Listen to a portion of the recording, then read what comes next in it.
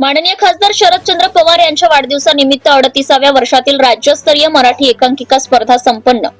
माननीय खासदार शरदचंद्र पवार यांच्या वाढदिवसानिमित्त नटराज नाट्य कला मंडळ बारामती व अखिल भारतीय मराठी नाट्य परिषद बारामती शाखा यांच्या संयुक्त विद्यमाने आयोजित राज्यस्तरीय मराठी एकांकिका स्पर्धा नटराज करंडक 2025 यशस्वीरित्या संपन्न झाले. विशेष म्हणजे या स्पर्धेला यंदा 38वे वर्ष पूर्ण झाले असून गेली 38 वर्ष अखंडपणे या स्पर्धेचे आयोजन करण्यात येत आहे. या प्रतिष्ठेच्या स्पर्धेत पुणे, मुंबई, सांगली, सातारा, ठाणे तसेच बारामती येथील नामवंत व नवोदित नाट्य संघांनी उत्स्फूर्त सहभाग नोंदवला होता.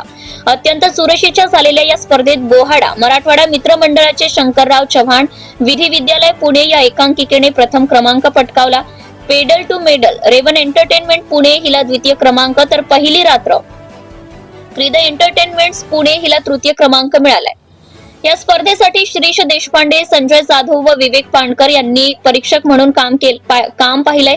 त्यांच्या सूक्ष्म निरीक्षणातून व तटस्थ परीक्षणातून निकाल जाहीर करण्यात आलाय.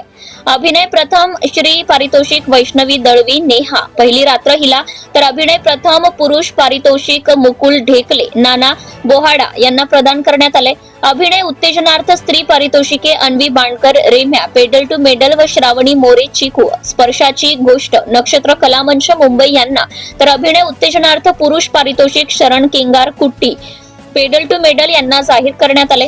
तांत्रिक व विशेष पारितोषिकांमध्ये दिग्दर्शनासाठी Rupesh Ahire pedal to medal यांना गौरवण्यात आले. वेशभूषा व रंगभूषा पारितोषिक बोहाडा या एकांकिकेला देण्यात आले.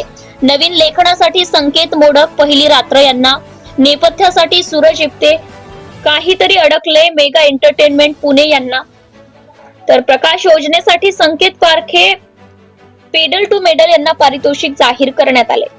ही स्पर्धा यशस्वी होण्यासाठी हनुमंत घाडगे, प्रशांत काटे, विनय आगवणे, सचिन होळकर, राहुल बाणकर व सचिन नागरे आदींनी विशेष मेहनत घेतली आहे. या स्पर्धेचा पारितोषिक वितरण समारंभ भव्य दिमाखात लवकरच संपन्न होणार असून यावेळी विजेत्या एकांकिका कलाकार तसेच तांत्रिक विभागातील मान्यवरांचा सन्मान करण्यात येणार आहे, अशी माहिती संस्थेचे अध्यक्ष किरण गुजर यांनी पत्रकारांशी बोलताना दिली आहे.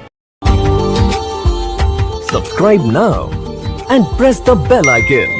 Never miss an update.